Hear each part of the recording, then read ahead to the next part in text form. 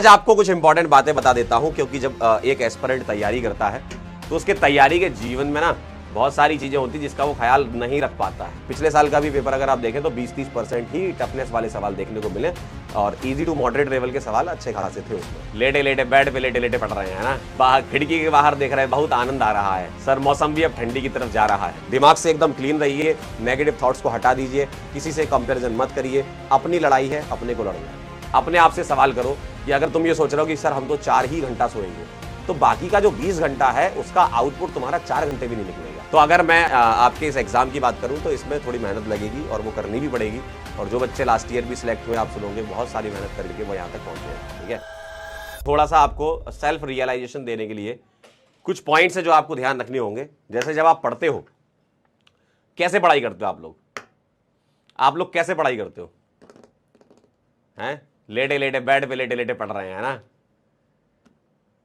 बाहर खिड़की के बाहर देख रहे हैं, बहुत आनंद आ रहा है सर, मौसम भी अब ठंडी की तरफ जा रहा है।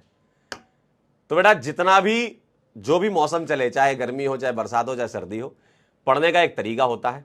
ठीक है, और एक स्टूडेंट के जीवन में एक स्टडी टेबल का बहुत बड़ा योगदान होता है। ठीक है, तो भैया लाइब्रेरी में बैठे हो तो बहुत अच्छी बात है ना, ऑलरेडी आप बैठ के पढ़ रहे हो। और अगर घर पे बैठे हो तो भैया बेड पे मत बैठो, मेरी आपसे बहुत हाथ जोड़ के रिक्वेस्ट है बेटा, लेटे लेटे मत देखो लेक्चर। ठीक है, उठ जाओ, बैठो। ठीक है, स्टडी टेबल आपके सामने, चेयर, उस पर बैठिए और उसको एक ऑर्गेनाइज करके रखिए, अपनी स्टडी टेबल को ऑर्गेनाइज करके रखिएगा। ठीक है, ऐसा हौच पौच नहीं होना चाहिए कि जब केमिस्ट्री की क्लास चल रही तो फिजिक्स रखी हुई है, फिजिक्स की क्लास चल रही तो केमिस्ट्री रखी हुई है, और बायोलॉजी तो आप लोगों की बहुत अच्छी है ही, मैंने सुना है ना। तो भाई साहब स्टडी टेबल पर बैठ के ही पढ़ना है आपको, चाहे आप कितने भी घंटे पढ़े। बस ये है कि थोड़ा थोड़ा मूवमेंट करते रहें, लगातार बहुत देर तक ना बैठे। ठीक है, जैसे आप कोई चीज रिवाइज कर रहे हैं, सपोज आपका लेक्चर हुआ है ना, तो लेक्चर के टाइम पे तो आपको पूरा लेक्चर अटेंड करना ही होता है। इसके बाद जब आप रिवीजन करते हो, सेल्फ स्टडी करते हो, तो उस टाइम पर आप छोटे छोटे स्लॉट्स बना लें, है ना। आप छोटे छोटे स्लॉट्स बना लें, 40 से 45 मिनट के स्लॉट्स बनाएं। ठीक है, 40-45 मिनट के ऐसे स्लॉट्स बना लें आप। ठीक है, जैसे मान लो आप कितने घंटे पढ़ते होगे, मेरे ख्याल से अगर आप 2-2 घंटे भी घर पे पढ़ रहे हो, मतलब 6 घंटे की सेल्फ स्टडी कर रहे हो, तो बहुत ज़्यादा है सेल्फ स्टडी, है ना। अगर कर रहे हो तो अच्छी बात है, करना चाहिए, पढ़ाई तो अच्छी हो रही है अगर ऐसा है तो।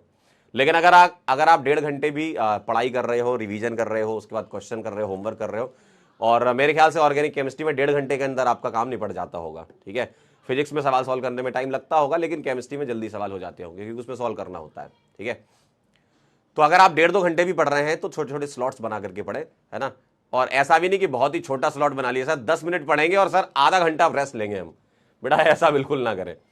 भले ही आप लाइब्रेरी में पढ़ रहे हो, 40-45 मिनट पढ़ने के बाद थोड़ा सा ब्रेक लीजिए, 5 मिनट का पानी वानी पीजिए। ठीक है, थोड़ा शांति से बैठिए। ठीक, उस समय फोन मत चलाइए, शांति से बैठिए बस 5 मिनट। ठीक है, 5 मिनट, 5.5 मिनट, 6 मिनट, ज़्यादा से ज़्यादा 7 मिनट। ठीक है, इसके बाद आप वापस आइए, फिर से पढ़िए 40-45 मिनट के स्लॉट में, ऐसे ऐसे आप स्लॉट बना के पढ़िए। ठीक है, क्योंकि एक दिमाग का कॉन्सेंट्रेशन लेवल होता है, क्लास में तो चलो मैनेज हो जाता है कॉन्सेंट्रेशन लेवल, जिनका नहीं मैनेज हो पा रहा है तो थोड़ा ध्यान रखो, तुमको डॉक्टर बनना है। ठीक है, सबसे टफ एग्जाम की तैयारी कर रहे हो आप, है ना, सिलेक्शन वाइज बात कर रहा हूँ मैं। तो अगर मैं आपके इस एग्जाम की बात करूँ तो इसमें थोड़ी मेहनत लगेगी और वो करनी भी पड़ेगी। और जो बच्चे लास्ट ईयर भी सिलेक्ट हुए, आप सुनोगे बहुत सारी मेहनत करके वो यहाँ तक पहुंचे हैं। ठीक है, तो सबसे पहले आपको स्टडी टेबल पर बैठ के पढ़ना है, 40-45 मिनट के स्लॉट के हिसाब से पढ़ाई कीजिएगा। दूसरा भैया, अपने पेपर के बारे में जानकारी रखिएगा। पेपर कैसा, जैसे कि आप लोग बस यही सुनते रहते हो कि टफ आया था। एक बार आपने पेपर दिया था ना, उस समय आपको आइडिया लगा था, लेकिन अब जब पढ़ते जा रहे हो, जब चीजें तुम पढ़ते जा रहे हो, उस पढ़ते जाने के साथ साथ आप अब एनालिसिस चालू करो। ठीक है, एक एनालिसिस होता है कि आपने कुछ नहीं पढ़ा, कुछ नहीं आता था, फिर पेपर देखा।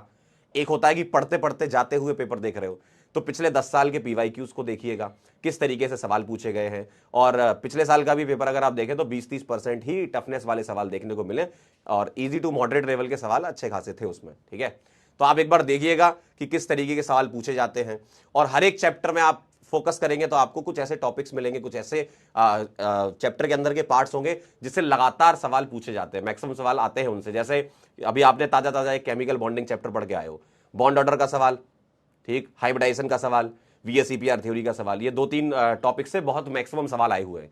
तो इन टॉपिक्स को कमजोर मत होने देना, इन टॉपिक्स को आप बार बार रिवाइज करते रहो, क्योंकि बहुत ज्यादा प्रोबेबिलिटी, मतलब अगर आप PYQ उठा के देखोगे 90% से ज्यादा सवाल इन्हीं 3 टॉपिक से आए हैं, 90% से ज्यादा सवाल, ठीक है। और अपने करंट चैप्टर की बात करें तो IUPAC से एज इट इज डायरेक्ट सवाल आने के चांसेस कम रहते हैं, लेकिन इसका एप्लीकेशन पार्ट ज्यादा रहता है, ठीक है। अगर आ गया तो बहुत अच्छी बात है, सभी लोगों का सही होता है, आप भी करके आ जाना। IUPAC का सवाल किसी का गलत नहीं होता है, पेपर में आएगा तो, ठीक है। तो इस बात का ध्यान रखिएगा, ठीक है।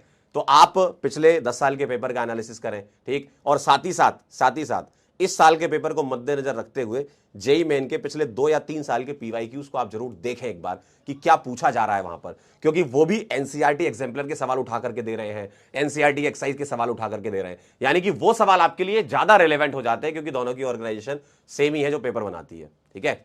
तो इसलिए थोड़ा सा ध्यान रखिएगा इस बात का, ठीक। तीसरी बात करें, एक टेंटेटिव टाइम टेबल को प्लान कर लीजिए। टेंटेटिव टाइम टेबल का मतलब यह है कि आपको ऐसा नहीं करना कि as it is timetable बना लिया, कभी फॉलो होता है नहीं वो। आप स्लॉट वाइज पढ़ाई करिए। जैसे मान लीजिए अगर आपकी क्लासेस के बाद की अगर मैं बात करूं, मेरे ख्याल से 3-3:30 बजे तक आप फ्री हो जाते होगे, ठीक है। 3-3:30 बजे आप फ्री हो जाते होगे खाना वाना खा के, मेरे ख्याल से 4 या 5 बजे से बैठते होगे पढ़ने के लिए। तो 2-2 घंटे के आप स्लॉट बना लीजिए, 2-2 घंटे के स्लॉट बना लीजिए।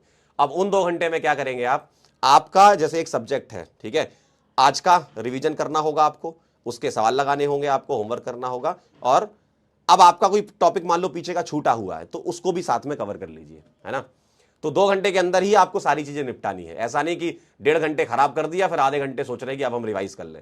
अगर स्लॉट बनाया है तो प्रॉपर स्लॉट बना करके पढ़िए। अगर कोई सब्जेक्ट आपका बहुत स्ट्रांग है, जैसे यूजुअली बायोलॉजी आप लोगों का होता है, तो उसको 1.5 घंटा दे दीजिए, बाकी जो आधा घंटा बचा उसको फिजिक्स में लगा दीजिएगा, ठीक है। तो फिजिक्स 2.5 घंटे पढ़ लीजिएगा। तो इस तरीके से थोड़ा मैनेज करिएगा। ये एक्चुअल में कोई टाइम टेबल नहीं है, ये स्टडी स्लॉट है ना। टाइम टेबल तो वो वाला होता था बचपन में बनाया करते थे, याद है, 5:30 बजे उठना है ना, 5:30 से 6 बजे तक जो है अपने को फ्रेश होना है, ठीक है। तो उसमें बहुत दिक्कत आती है कि अगर किसी दिन नहीं उठ पाए तो हमें खुद ही गिल्ट हो जाता है कि यार आज तो टाइम टेबल फॉलो नहीं हो पाया। तो आप ये स्टडी स्लॉट्स बना करके पढ़िए, ठीक है। अच्छा खाना खाइए, सही बात है, हेल्दी फूड तो खाना ही है। आपको बीमार हो गए तो दिक्कत हो जाती है, अगर आप 4-5 दिन भी बीमार हो गए तो पीछे छूट जाओगे, बैकलॉग काफी कुछ हो जाएगा, ठीक है। और नींद लीजिएगा। कोई अगर आपसे ये कह रहा है कि कम सोकर ज्यादा आउटपुट निकाल सकते हो, तो भाई साहब ये क्या कर रहे हो तुम, अपने आप से पूछो, अपने आप से सवाल करो कि अगर तुम ये सोच रहे हो कि सर हम तो 4 ही घंटा सोएंगे, तो बाकी का जो 20 घंटा है उसका आउटपुट तुम्हारा 4 घंटे भी नहीं निकलेगा। भाई दिमाग है, दिमाग को रेस्ट की जरूरत है, बॉडी है, बॉडी को रेस्ट की जरूरत है ना। तो एक ऑप्टिमम स्लीप अगर देखा जाए तो 6 घंटे मेरे ख्याल से सेल्फ सफिशिएंट होती है। अगर आप 7 घंटे भी सोते हैं ना तो भी कोई पहाड़ नहीं टूट जाएगा, लेकिन नींद लीजिएगा। पावर ऑफ स्लीप बहुत बढ़िया चीज होती है ना, क्योंकि ये आपको फ्रेशनेस देती है। अगर आप मान लो कम सो रहे हैं तो आप जब उठे हैं तो वैसे ही आलसी बने में बैठे हुए हैं, तो तुम पढ़ने के लिए बैठोगे तो तुम कॉन्सेंट्रेट नहीं कर पाओगे। तुमको लग रहा होगा कि अच्छा हमने ज्यादा टाइम निकाल लिया। नींद का टाइम कट करके टाइम नहीं निकालना, जो टाइम वेस्ट कर रहे हो वो वाला टाइम कट करके टाइम निकालना है ना। समय खराब करने वाला टाइम जो बचा सकते हो वो बचाइएगा, ठीक, समझ गए। तो 6 घंटे 7 घंटे के आसपास आप सोएंगे तो कोई दिक्कत वाली बात नहीं है, ठीक है। तो थोड़ा सा ध्यान रखिएगा इस बात को। कई मतलब सुनने में लगता है ऐसा, हम तो 3 घंटे सोते हैं, हम तो 4 घंटे सोते हैं, हम तो 2 ही घंटे सोते हैं। क्या है ये, कभी खुद सोच के देखो।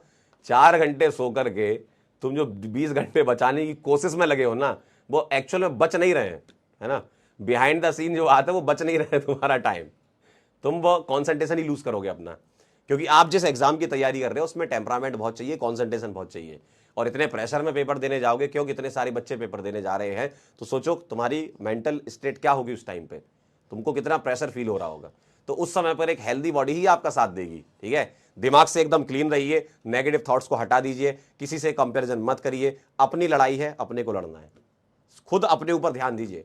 कोई क्या कर रहा है क्या नहीं कर रहा है इससे कोई फर्क नहीं पड़ना चाहिए, क्योंकि सबकी अपनी अपनी लड़ाइयां हैं। अगर तुम किसी दूसरे को देख करके दुखी हो रहे हो तो उसके जीवन में भी बहुत दुख है, ठीक है। हमेशा आपको लगता है कि अरे सामने वाला बहुत अच्छा है सामने वाला तो बहुत मेहनत कर रहा है, मैं कैसे करूंगा। आप डिमोटिवेट हो जाते हो लोगों को देख करके और डिमोटिवेट पता क्यों होते हो, जब आप कंपेयर कराते हो। तो कंपेरिजन मत कराओ, अपनी लड़ाई है, खुद ही लड़ेंगे, ठीक है। अपने पेस पे चीजों को सीखो।